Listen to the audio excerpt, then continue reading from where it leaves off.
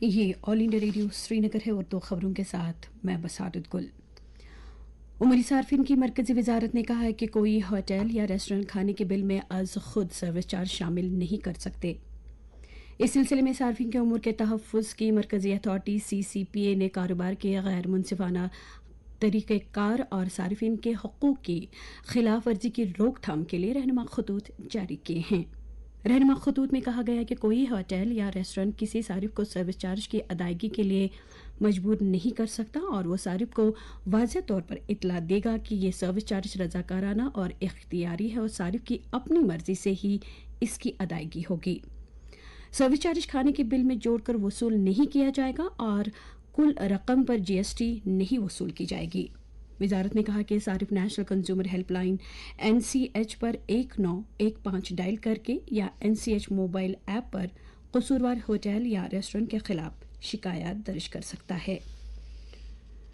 قومی اہلیتی test agency NTA نے دسمبر 2021 اور جون 2022 کے ضم شدہ زمرے کے لیے UGC نیٹ 2022 امتحان کا پروگرام جاری کر دیا ہے۔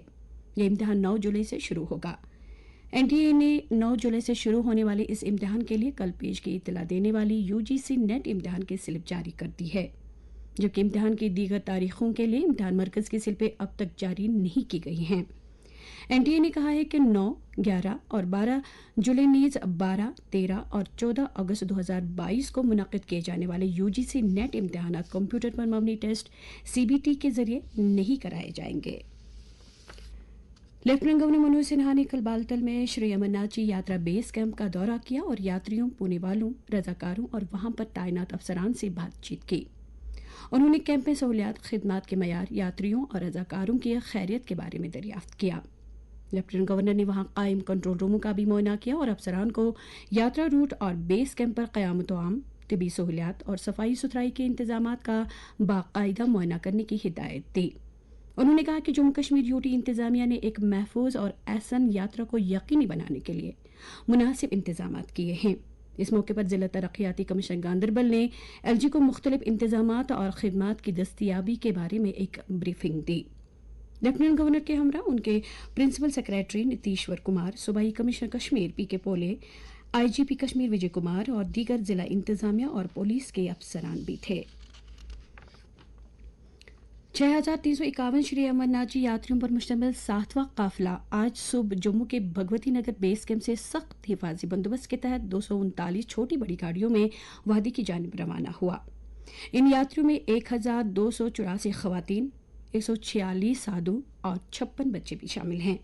اسی دوران ہمارے نمائندوں کے مطابق بالتل اور پہلگام راستوں پر مسلسل بارشوں اور خراب موسمی حالات کے پیش نظر یاترا کو موسم سازگار ہونے تک ملتوی کر دیا ہے اور کسی بھی یاتری کو پوتر گفا کی جانب جانے کی اجازت نہیں دی گئی ہے۔